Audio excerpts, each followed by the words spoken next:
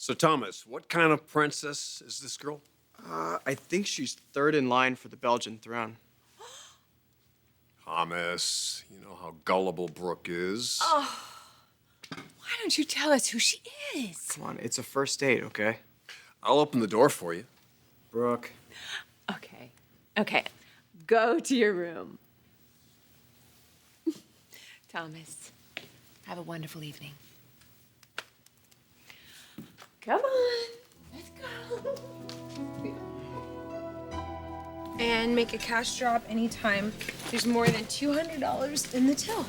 So what, you're going over to get the T-shirts now? Oh, yeah, and Thomas might have said something about dinner. Oh, another consultation. Yes, he is a real perfectionist. Grandmother. Hi, baby doll. How are you? Oh, honey, how are you? I missed you too. I stopped by your house twice, and Granddad says you're never there. That's because he always complains. Oh. That place sure looks different. It does? Really? We just did a little stuff since you went to Paris. Not too much. So I'm told. Oh, this is Daisy, my friend, and this is my #1 granddaughter. Can you guess who she's named after? I don't know. Hi, very glad to meet you. Hi. I heard a lot about you. Yeah. Well, let's sit down and have some coffee. Actually, I really have to go. I'm sorry. No, that's all right. Go. Okay, all right. Your brother's making T-shirts for everybody. Yeah. Designing them. T-shirts? What does he know about T-shirts apart from wearing 3 sizes too small? All right, well, it's good to meet you. Bye. Nice meeting you. Bye.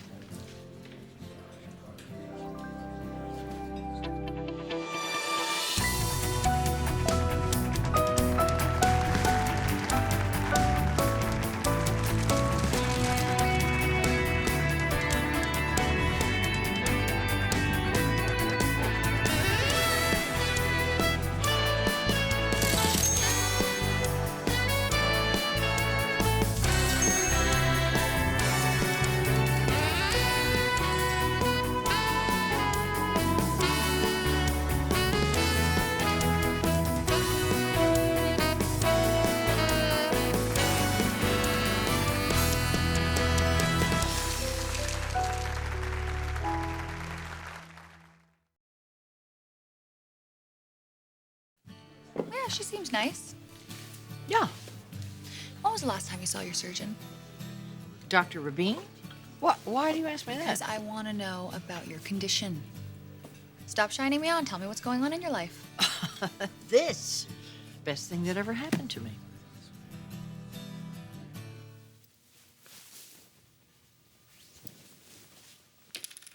What?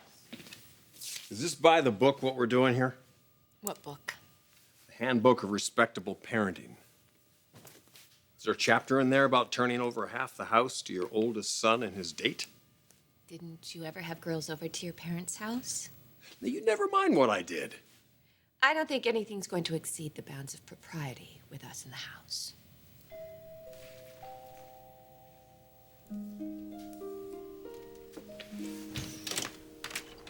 Hi. Hi. Come on in. Thank you.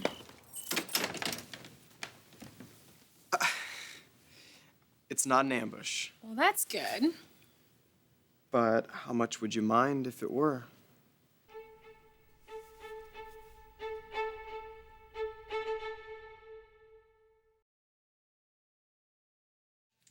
He did say it was a first date. Maybe it's someone he thinks we won't approve of. I think it's Summer or Madison. No, he's dated them before. Yeah, but it was always really casual. You know, I was at work, and he said, "Do you want to go out to dinner tonight?" And that's what dates are.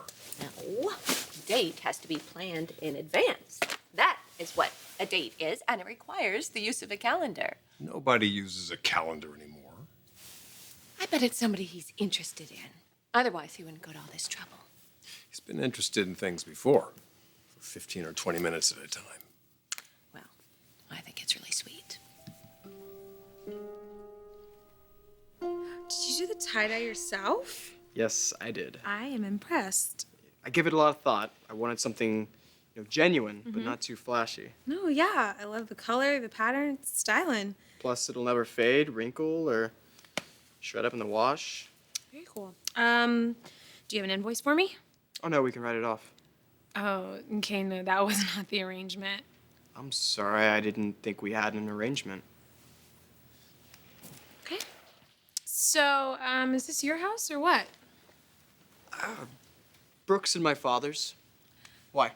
And don't get me wrong, but isn't this seduction food? Brooke thinks so. Yeah. Thomas, this isn't exactly what I had in mind when you said dinner. I'm sorry, we could go out if you'd rather. Yeah, it would be better. Okay, I'll tell Brooke and my dad. Oh, they're here? I should turn off the grill. I was gonna fire up some steaks. You're cooking. Yeah. If you ate enough caviar to fill up on it, you'd probably be in a salt coma. Okay, hold on, wait a minute. I mean, if you're cooking steaks, can I watch? Feast your eyes. God bless you, Miss Forrester. It's really great what you're doing for the community. Oh, you're more than welcome, believe me. This is my granddaughter, Steffi. Steffi, this is Robert. Pleased to meet you. I just want to say thanks. Please don't say anything. And you don't have to thank me. It's Daisy's name on the door.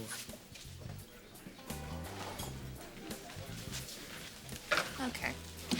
How much money are you losing here every week? Now, who could put a price tag on a I'm moment gonna like take a that? guess. I'm gonna take a guess. 8,000. Pshaw. Place wasn't made to turn profit immediately anyway. Obviously. But how long would Forrester last if we let people pay whatever they want? Okay, I understand that sometimes we do things because it makes us feel good. And sometimes there's a little risk involved, like, I don't know, gambling or skydiving or signing up to pet a whale, but not every day. And not to the exclusions of real life. Oh, you think I have my head in the sand? Honey, my life couldn't get any more real than it has been these past few months. Uh-huh. You and Brooke, best friends? That is a little strange, you're right. I think it's a symptom. Of what? Mental. Stiff. Look, Grandma, I just think your life is upside down right now. And you're like every person who's ever latched on to yoga or microbiotics as their salvation. Except with you, it's Daisy.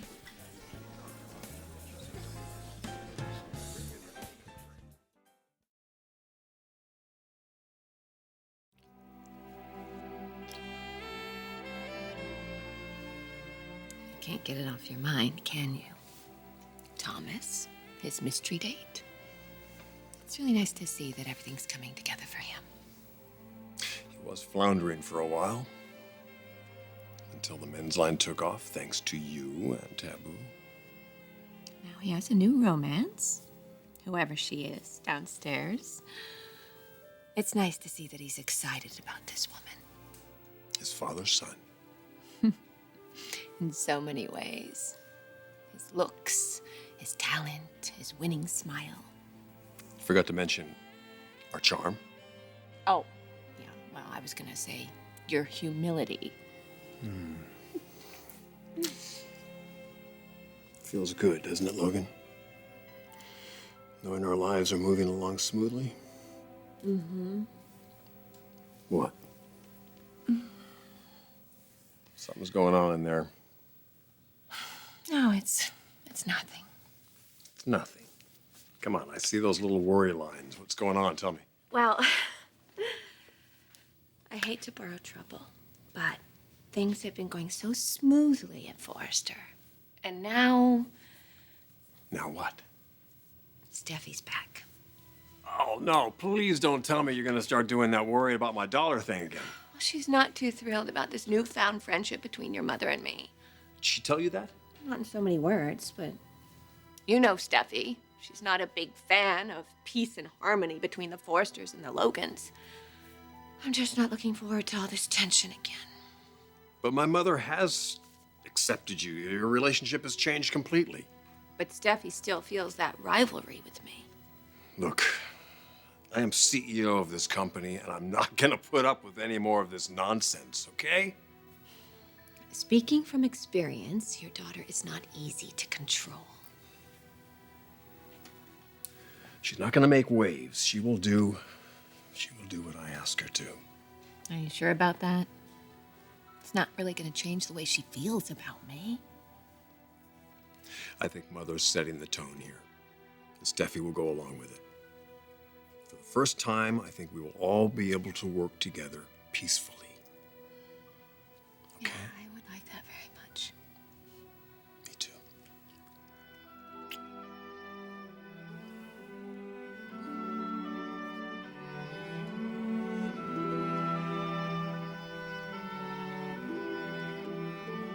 have to say, your steaks are really delicious. Thank you. I do okay at the grill. I mean, they're the best I've had. What? That surprises you?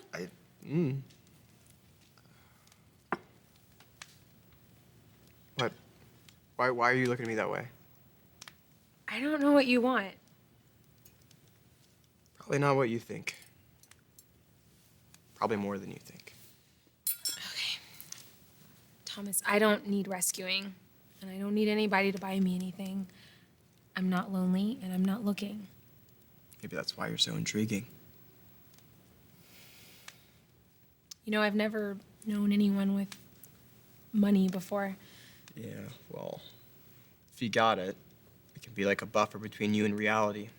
Keep you from seeing how the world looks to a lot of people. Right. Is this how you really feel, or is this all part of the ambush? I'm sorry. I'm sorry. I shouldn't have said that. That was No. uncalled for. You don't have to apologize to me. You know, I remember you singing. Gosh, me and my little inner rock star. Yeah.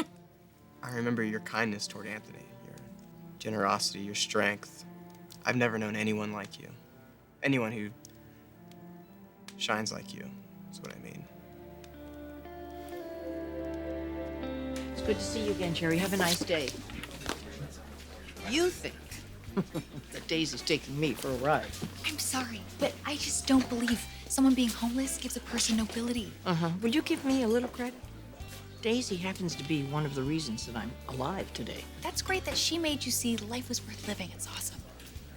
Granted, it's a little insulting to know that you couldn't be bothered sticking around for the rest of us. Hey, that's not fair. Realization came, that's all that mattered. But hey, Isaac Newton got bonked in the head by an apple and then realized there was gravity. He didn't introduce the apple to his friends or buy at a restaurant. That's hardly a parallel analogy. All I am saying is I think you're just going a little overboard with somebody you just met.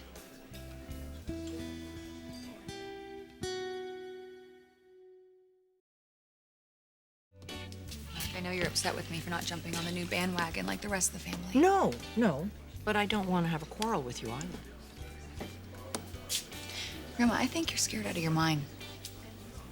Stage 4 lung cancer? Who wouldn't be? But this is how you're insulating yourself from it. You keep yourself surrounded by grateful strangers.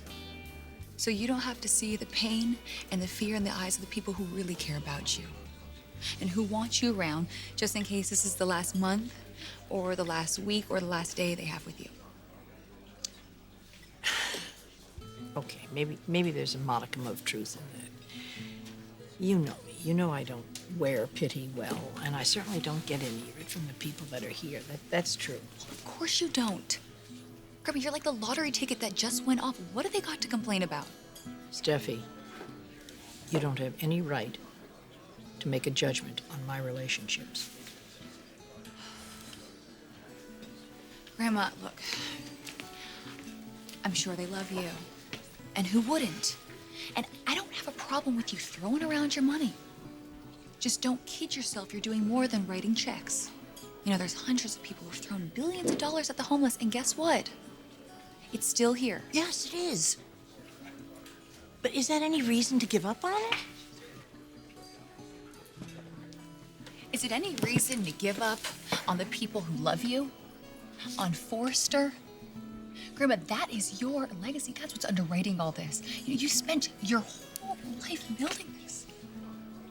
Look, I'm happy for Thomas that his men's line is such a success. Maybe it'll finally put to rest all the resentment over Mom's shares of the company going to me.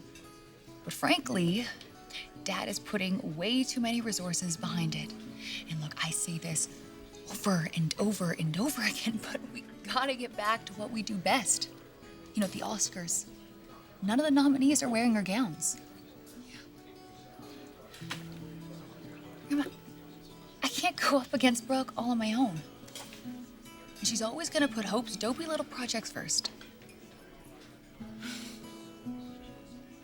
I know.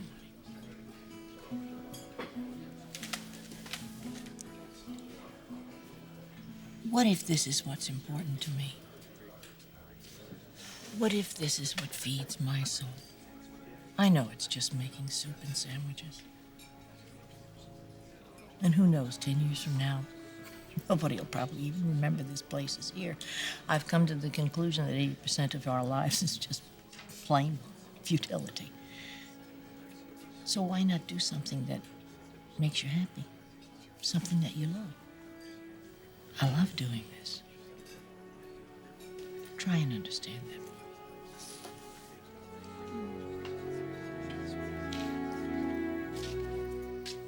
It's too early to go to bed.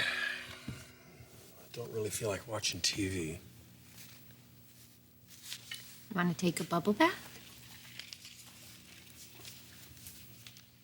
Let me ask you, what's our official opinion here about parents who spy on their kids? We're against it. I thought we would be. Oh, in general.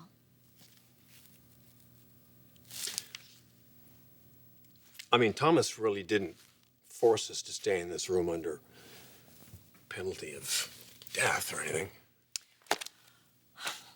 I can't justify spying for spying's sake. Hey, I live here too. I could decide to go downstairs, get a glass of milk, some cookies. That is so transparent. Look, how do we know who to root for as parents?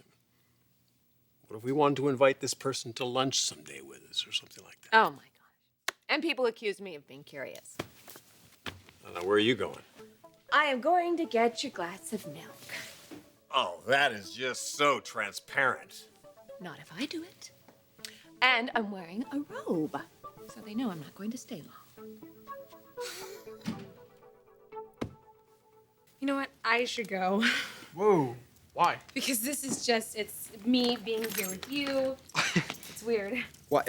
Daisy, it's not weird. Yes, it is. At the end of the day, I go home to sleep in my world, you go home to sleep in yours. Come on, it's just an imaginary line. Nobody gets vaporized if you step across it. Thomas, I do not want to be your walk on the wild side.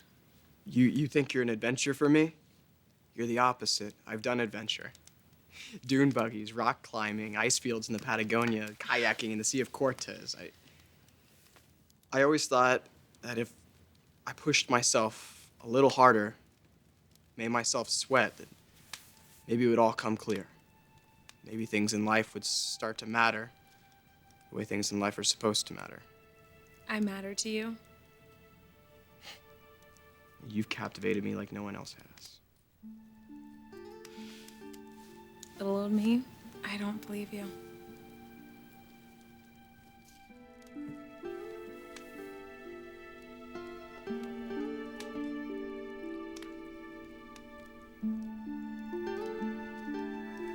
Believe me now?